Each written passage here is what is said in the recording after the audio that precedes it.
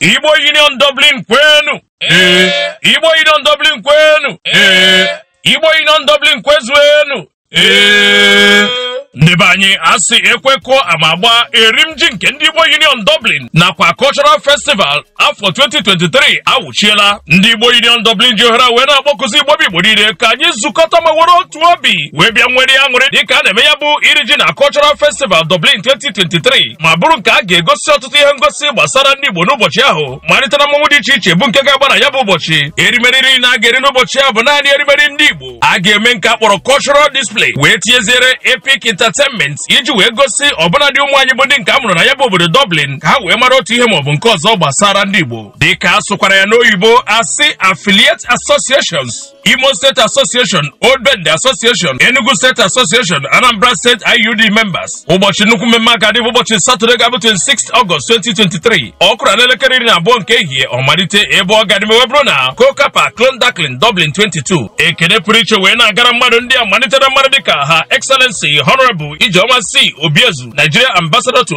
Ireland, Dr. and Mrs. Linus Ofia Ozorando, nakwa the Venerable Obinna and Mrs. Chika Ulogwara, Patrons and Matrons, Igbo Union Dublin, Reverend Austin Francis, Igbo Union Dublin Spiritual Advisor, Agbano Siangene Nkembo, Barrister Obi Chikere Odemena, onye ndu ndị Igbo na Dublin, Lolo Edith Okoye, onye isi ụmụ nwaanyị, Oled Igbo Union Dublin, Chief Gabriel Onyejiaka, Sugar, okpojuru ego aka 1 n'Ọkalakwụ, ma bụrụ Chairman Igbo Union Dublin 2023 Iriji Organizing Committee, High Chief Engineer Okechukwu Ọnụọha, Nnụnụigwe 1 n'Ụmụahịa, Ọchụnjọ ndị Abịa, Coordinator Publicity and Brochure Team, High Chief Polycarp Anyanwụ, Omogo 1 na Shama Kingdom, Member Igbo Union Dublin, Chief Sir John Uba, KSJI, Onyudo 1, Member Igbo Union Dublin, Chief Martin James, Akekpuchenwa 1 of Idumogwa, Imo State, Member IUD, Chief Ezenwati Zondo, Obatozuoha 1 na Mboho Enugu State, Member IUD, Honorable Kingsley Nwachukwu, Agụbata n'Igbo, Member Chief Government Vitus Nwoke, the Mayor of Lucan, Member IUD, Ogbuefi Raphael Okoye, Otigbu Ịnyịnya, Member Maazị Arinze Ụzọ, Olisamanka onye na-eme, Member Chief Tangod O Jeremiah, Diakuluno 1 of Eziome Mbieri, Member Chief Paul Akamelu, Akwamia 1 na Nnewi, Member Chief Chukwuma Atama Nwangwu, Ọchịagha Ezife Abata n'Ọzọbụlụ, Member Chief Godiago Agụnechibe 1 na Agboguru Ịnọgụ, Enugu State, Member Chief Dixon Nwogu, Member Dr. Henry Chibueze Nwubani, Omena Nwayo 1 of Ụmụọpara, Director Mmadụ Baja Clinic,